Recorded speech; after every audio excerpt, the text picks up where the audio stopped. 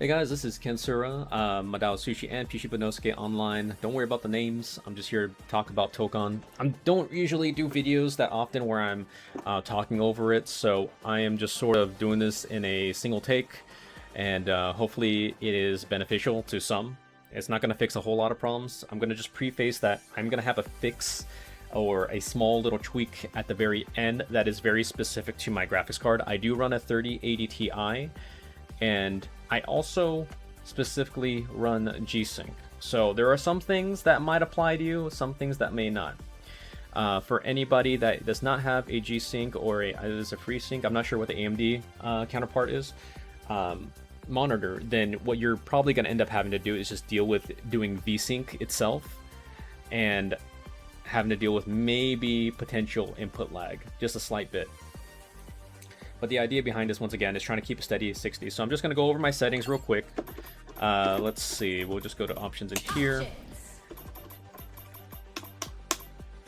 Every time I load up the game, I always execute shader warm-up, even if I've already done it prior times. I just do it just to be safe. I did auto graphics quality settings, and because I use G-Sync, I have vertical sync in the game options off. I do run a 2K monitor, and pretty much I think all the settings are fairly standard, nothing too crazy on here. And once again, it's about the optimization when the devs release this, so a lot of these settings aren't going to make too much of a difference. But if you are using FreeSync or G-Sync, vertical sync needs to be off, all right, to help with tearing, and also having your own version of V-Sync that doesn't provide input lag. I'm just going to go into quick training. When you switch through a bunch of different menus and such, it's not going to keep a steady 60. It's just what happens when everything's loading in the background. What really matters, once again, is when you're actually in-game. So I expect it to drop down to like 58 when I start, 56, 52, yeah, right here. So now it should jump back up to 60. I'm using Riva Tuner. I'm not using any settings on there outside of just using this as an FPS overlay. If you see PC users that stream like Hook or whatever, if they don't have a FPS display overlay or whatever, it's not, I wouldn't take their word, rather, that they have a 60 FPS constant. They probably are dropping out to 59, 58. And if that's happening, it's not the worst thing in the world, but as you know, small little hitches can really mess you up, so we just want to try to keep it at 60 as much as possible. Let's see if I can land a combo here and see if it hitches at all.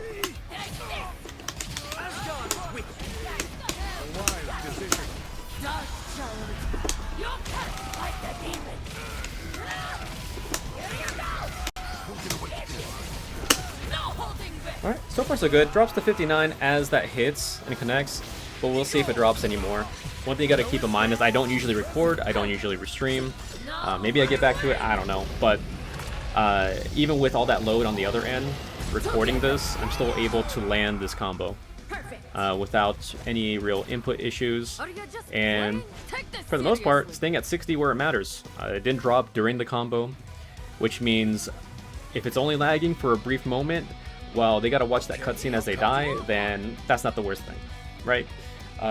So, how do we get here to this point where we got 60?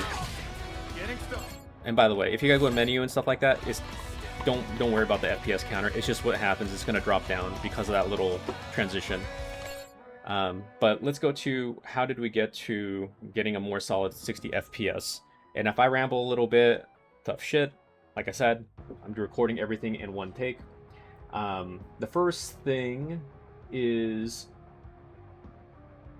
well, I guess I'll tackle my specific GPU issue at the very end, because the things that are going to be most important is going to be what you do with the NVIDIA inspector. So this is it right here. You can download this on GitHub. I initially found this program very useful when I was just trying to tweak and get FF7 Rebirth working properly. What I did in the global settings is, if you go down all the way down to 05, it's not necessarily necessary, but I do find that preset K, for whatever reason, makes things just run smoother overall on my GPU. Once again, I'm running a 30 series. Maybe it's not super necessary for the other earlier, or not earlier, but the more recent gens.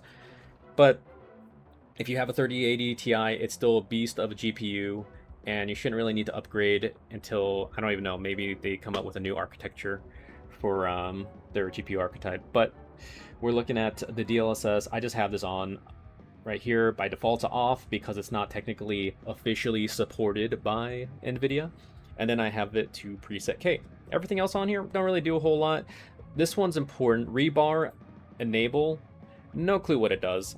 I think it has to do something along the lines of allowing you to access more of your GPU at once or something. Don't quote me on this. I swear I know what I'm talking about in terms of getting this to work, but when it comes to like the fine details of everything, I couldn't tell you. I'm not that much of a dork. So we're going up to here. If you do have a G-Sync or FreeSync, just know that most of your monitors are probably 144 Hertz.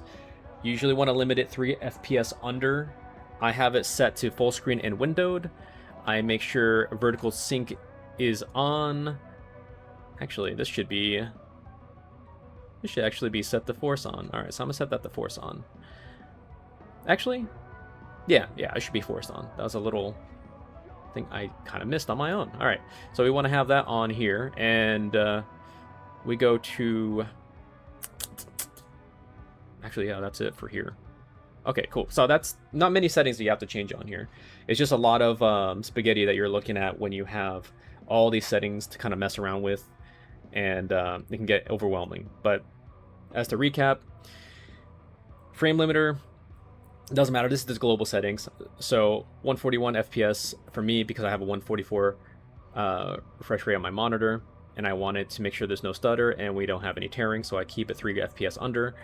And I have G-Sync, and if you have FreeSync, great, you keep that enabled, and then make sure vertical sync is on. We go down, we want to make sure DLSS SR is overridden, and then we go to preset K. This could be different because you might not need to override it if you have a 40 series or higher that already just automatically uses DLSS or has it enabled. With that said, we're going to go to new. We want to make a Marvel Tōkon. I already have a profile, so I'm just going to call this Tōkon 2. You want to add an application. All right, the path for this is going to be Steam Apps Common. You're going to find MTFS for Marvel Tōkon Fighting Soul. In here, do not do start protect the game. Go to MTFS, go to binaries, go to Win64, and you want to pick this one right here. Okay, that is the executable. All right, I'm not going to mess with this too much because I already have a profile. So let's go to my existing one. You're going to stay on that one you just created. All right, so on here, what we're going to be doing is we're going to go to the frame limiter V3. So this one right here, by default, I don't know what's going to be set to for you. In my case, it probably was set to 141, but because Tōkon needs to be running at a smooth 60, and I think even going higher, if you can manage that, might mess up your matches. You just want to be safe, keep it at 60, full screen and windowed, and you want to make sure the vertical sync is forced on. All right, so if you didn't do it on the previous setting for global, don't worry about it. You can just do it specifically for Tōkon. If you're worried about messing something up globally, you can just do this. It's not gonna blow up your computer or anything. All right, any of these settings that I told you in the beginning, or I'm telling you from this video, is not gonna destroy your computer. You always have a way to default back with that reset button at the top right. So that's the nice thing about the inspector, is that it's pretty easy of use. There's just a lot of overwhelming options that you have in front of you. So that's pretty much on here. I do have ultra low latency enabled. It's kind of an oxymoron that you see ultra low latency enabled, and then it'll normally be set to off. So we'll just set it to on. It does help a little bit, just to get help with the inputs once again. It's more like actually, it's not really the input lag, but like it's the render queue lag, which brings it down to 0, and it just kind of big for like frame tight stuff that you have to try to execute in Tōkon. And then when you're done with all that, that's it. Your global settings should still show up down here. That's why it's all in blue. Override is on, still on preset K. You hit apply changes, and then you're all set. And then finally, when you're doing the G-Sync, if you have some troubles, you can just ask me in the comments. I'm fairly new to G-Sync thing too, but I've noticed a good improvement in quality and so forth. I would disable like HDR, just because that kind of gives a performance hitch. It's kind of negligible, but you know, the fact that we have to do what we can to get Tokon working properly, or better, is a good way to kind of check and cross off anything, like any loose ends. Alright, so I had to cut my video and stitch this in just because, you know, I said I was going to go over like the MSI Afterburner stuff, but it's so specific to the 3080 Ti for me that the settings could differ, but I figure since I said I was going to give you some instructions on it, I'm going to go through it right now. So fuck it, we ball. By the way, if you do not have a 3080 Ti and you did all the previous steps, cool, try out Tokon, see if it makes a difference at all. Alright, most of the times setting the graphics lower isn't really the thing that you need to do. It's just a matter of lower or changing these settings and try to frame cap it. It's from a very base level, it's pretty simple kind of thing, and it's not, like I said, it's not 100% fixed, but it might help you a little bit, and that's all we're trying to do. So for the MSI Afterburner, I'm going to get into that right now, but if you implemented the other fixes or workarounds, then you are all set. You don't have to listen to this part. And if you have any questions, just shoot me a comment or whatever on my video. Alright, so I already have a profile set. Let me just go ahead and save this to 4 so I don't lose my actual other settings. So, if you have a 3080 Ti, the idea behind the Afterburner, by the way, you can download this and Riva Tuner through just Google MSI Afterburner download, and you can get like a 2-in-1 kind of thing for it. So the best I can really explain is that a lot of like more modern cards are going to always be bouncing their clock speeds, and their voltages are going to be bouncing up and down based on like the heat and the load of it. And in an unoptimized port, basically those rapid swings, like the changes in the clock, will cause little micro stutters, and we're already fucked with Tokon as is, so we're going to try to limit what we can. And you know what? Doing this might help you, might not, but it might actually help you with other games. So let's go over to this. So MSI Afterburner, this is what it's going to look like. What you want to do is, I'll show you. I'm going to reset it right here. This is how it's going to look at first. It's going to look like this. What you want to do is you want to set this to -300. All right. Once again, this is for 3080 Ti. Don't at me if you have a different card and it's not working. Okay. And once again, just like NVIDIA Profile Inspector, the reset button's right there. It makes it easy to revert your changes. Okay. So I'm gonna switch it to -300. Okay. You want to go to the curve editor. In this curve editor, it looks pretty daunting, I know, don't worry. Oh shit, it's acting super weird. Okay. Maybe it's because I have a game in the background, let me see.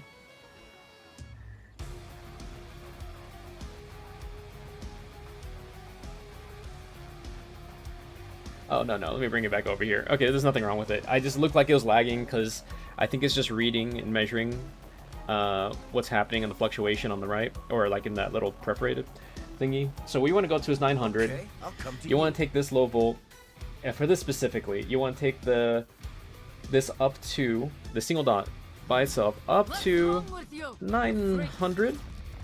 All right, 1900 rather. So the 900 volt to 1900 megahertz. Okay, when you do this, make sure it's at 1900. If you drag and it goes a little bit over, you can use your arrow keys to bring it down to 1900. You see in the highlight in the left. And from there, you go to your other window over here and just hit apply, and it should level out. Now this itself could be just fine as is. There's other tweaks you can do to make it more steady. Like for me personally, when I did this, and for whatever, this might be just my own problem, because this thing's pretty inconsistent, is that it's set to like 1890 whatever. So what I ended up doing, and there's probably a better way to do this shit, but I switched to 1900, I tab, and I move it all the way up to 1900, and I just keep on doing it. Alright, there's like a select all kind of thing, like I think you shift click and select them. I don't think it does anything. What if I do apply? Oh shit. No, it's still a little bit off bounds, but it's closer to what we want. See, 1905. You ideally want these all to be from the 900 volt to this to 1900 all the way through. If there's a slight variation, it's not going to affect you too much. Basically, you want to just lock it into this, and so that it doesn't fluctuate so much, and you're able to have a more consistent experience, stable experience. Alrighty, and then when you're done with this, you hit apply. You want to go to save, and then when you save it, just pick a profile. Doesn't matter what it is. I saved it. I'll save it to 4 again for shits and giggles. But the profile I primarily use anyways is 1 right here. And so that you don't have to do this over and over again, you want to make sure that little Windows thing icon at the bottom left is lit up. That way it applies on startup, so you don't have to do this over and over again, or at least open up the application and go through the struggle of, okay, let me select my profile and then make sure that thing's on. This way it just kind of does it for you automatically. I haven't messed with Epic Games tweak, or where you just open it up for a little bit and it's solving some things that might work. But as far as like fixes or workarounds that I have for you, this is all I got. And that's pretty much it. If you stuck around this long, I appreciate it. I hope that these fixes help. Once again, these are not like 100% gonna help everybody, but it should hopefully get you closer to the ideal frame rate, so that console users don't have another reason to keep crossplay off, and then you can at least enjoy the game under practice mode at the very least. If you see fluctuations, it happens. If you saw it while I was going over some of the things and I was tabbed out, that's simply because of the windows out of focus, and it's just something that happens. This game is poorly optimized, and we know that. The last thing I have for y'all is just remember, don't shit on the gameplay just because the optimization is bad. If you legitimately don't like the game and how it plays, that's cool. That's fair take. But I see a lot of people only voicing the negatives, and then that optimization, the poor PC port, kind of bleeds over into it. Oh, this game is just ass, like all across the board. Don't do that. If you watch TEO, it had over 1,000 entrants, vibes were immaculate, Sonic talked his shit, but it had nothing to do with anything other than he just wants the game to be better because it's a fun game, and that's the whole thing. If you enjoy the game, play it. If you can't run it yet, I'm sorry, hopefully this helps out. But the thing is, at the end of the day, try to be positive about the things that are positive, and then still be vocal about the things that are negative. Call Sony out, talk about how bad the port is, that's cool. But don't shit on the gameplay for this out of spite because the optimization is so bad. There's way too much of that, and we don't want to kill our own game like the FGC likes to do, right? We have an echo chamber, and I get that, and we can be frustrated, but I think we can also be constructive at the same time. So let's get more of that mix, and don't let the optimization, the PC port, blind you from seeing the good in this game, because this could be something that would be really good long term. And that's it. That's my TED talk, guys. Hope that this, once again, I can't say enough, I hope this video helps you. If it didn't, well shit, I guess we have to wait. But I am looking forward to the day that ArcSys and Sony collaboratively fix this issue. If anything, ArcSys has been good at, it's been listening to our gripes and feedback. Otherwise, we would have a very much a Chuck E. Cheese-ass version of this game that we had in the very first beta. So, seeing how far we've come, I expect them to fix this. Fingers crossed, but I'll catch you online.